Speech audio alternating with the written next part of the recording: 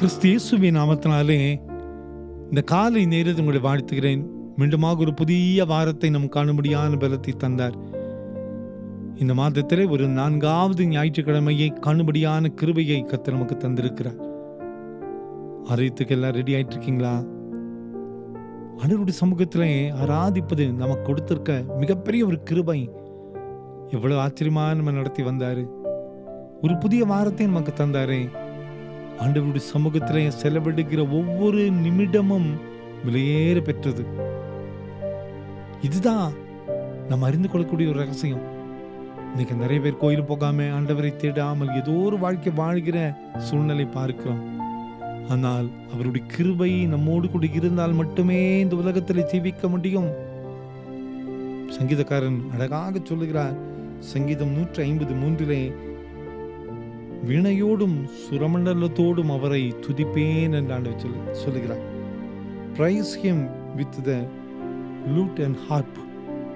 சுரமண்டலத்தோடு வீணையோடு அவரை நான் துதிப்பேன். ஏனென்றால் என்னுடைய வாழ்க்கையில அத்தனை நன்மைகளை ஆண்டவர் செய்திருக்கிறார். ஒருவேளை நம்ம வாழ்க்கையில ஆண்டவர் செய்த நன்மைகளை நாம் நினைத்துட்டோம் சொன்னால் மேல வெறுமனே இருக்கவே முடியாது. ஒரு சின்ன ஒரு உதவி ஒரு மனிதன் செய்து விட்டால் நமக்கு தேங்க்ஸ் சொல்றோம். எங்க பார்த்தாலும் மறக்க மாட்டோம். இந்த மனுஷனுக்கு இந்த உதவி செய்தாரே நினைவு கூறுகிறோம். இது மனிதனுடைய தன்மை. ஆனால் ஆண்டவர் எத்தனை நன்மைகளை நமக்கு செய்திருக்கிறார். நம் பிறந்த நாள் முதல் இந்த நாள் வரை எத்தனை ஆச்சரியமான பாதைகள் நாம் நடத்தப்பட்டோம்.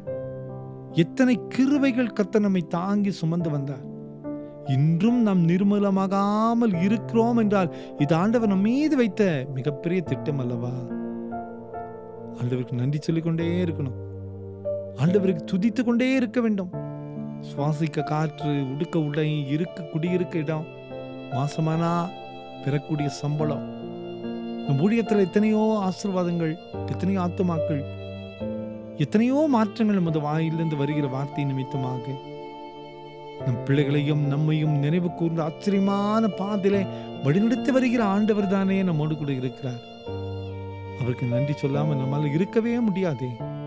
வினையோடும் சுரமண்டலத்தோடும் ஆண்டவரை துதிப்பேன் என்று தாவீது சொல்லுவதைப் போல நாமும் கூட கரங்களை தட்டி ஆண்டவரை மகிமைப்படுத்தி கரங்களை உயர்த்தி அவரை துதித்து அவரோடு கூட ஐக்கியப்பட்டு இந்த நாளில் ஆராதிக்க நம்மை அர்ப்பணிப்போம். கவலைப்படாதிருங்கள். அவருக்கென்று நன்றி அறிதலோடு துதிக்கிற ஒவ்வொரு துதியும் வெளியேற பெற்றது.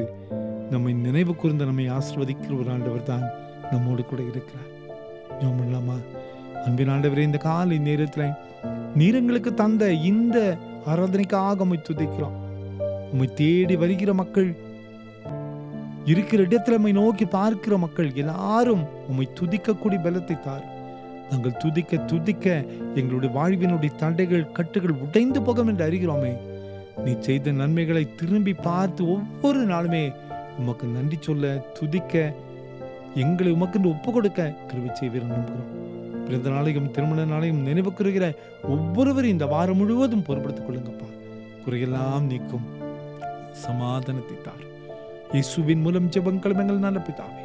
ஆமென், ஆமென், ஆமென்.